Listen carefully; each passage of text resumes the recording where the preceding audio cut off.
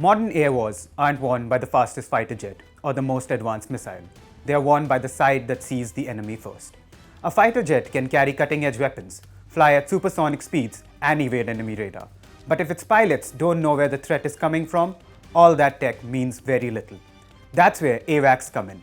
Often called the eyes in the sky, these aircraft are essentially flying command centers.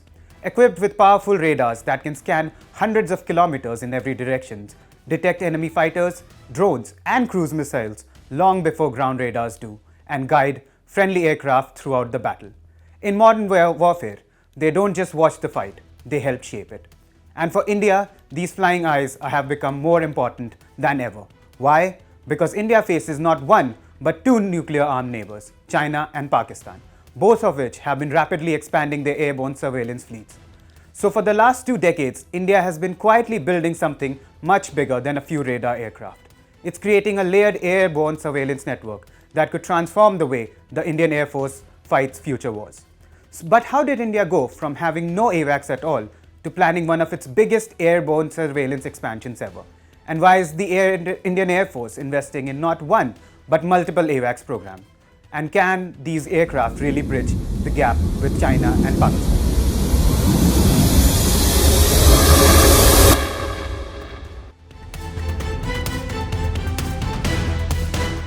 Until the late 2000s, India had no dedicated AWACS capability. That changed in 2009 when India partnered with Israel and Russia to induct the Falcon AWACS.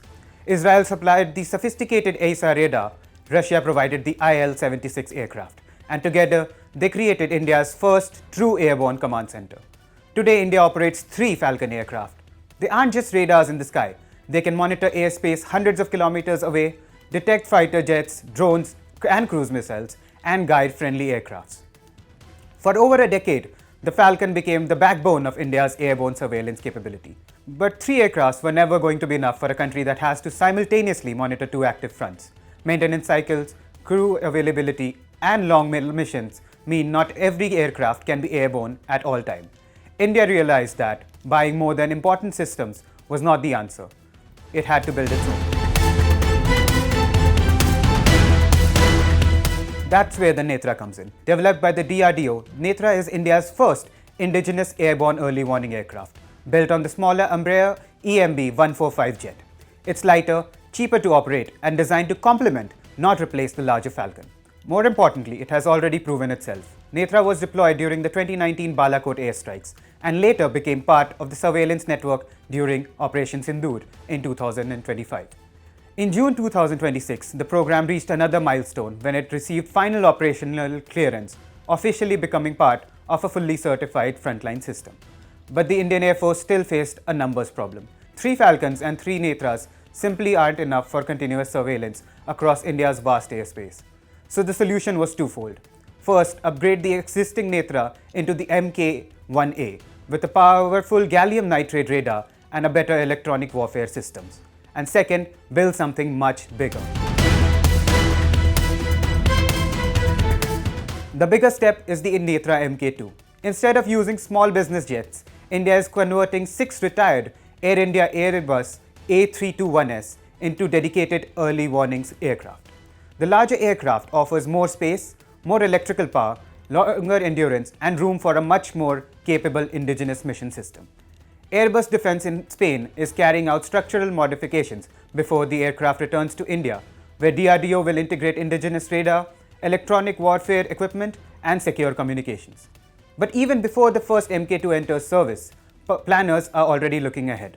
The long-term vision is an AWACS Mk3, reportedly based on the Airbus A330 wide-body aircraft. Unlike current indigenous platforms, the Mk3 is expected to deliver seamless 360-degree radar coverage, greater endurance, and significantly more powerful sensors, bringing India much closer to the capabilities fielded by leading air forces around the world. What's becoming clear is that India isn't betting on a single aircraft, it's building an entire ecosystem. The Falcon provides heavy long-range surveillance. Netra offers lighter and more economical platforms for routine operations. The Mk1 fleet is rapidly expanding its numbers. The A321-based Mk2 adds greater capability and endurance, and the future A33-based Mk3 could eventually become India's most advanced flying radar. This layered approach matters because modern air combat isn't won by the aircraft with the fastest speed. It's won by the side that detects the enemy first, shares information fastest, and coordinates its forces more effectively. China already operates a much larger AWACS fleet, while Pakistan also fields multiple airborne early warning aircraft. India is still catching up, but the roadmap is now clear. Over the next decade, the Indian Air Force isn't just adding more aircraft to its inventory. It's building an entire network of flying command centers designed to ensure that when the next conflict comes, India doesn't just have the firepower to respond, it has the ability to see the battle long before the first shot is fired. I'm Vivek Dubey, and you're watching The Times of India.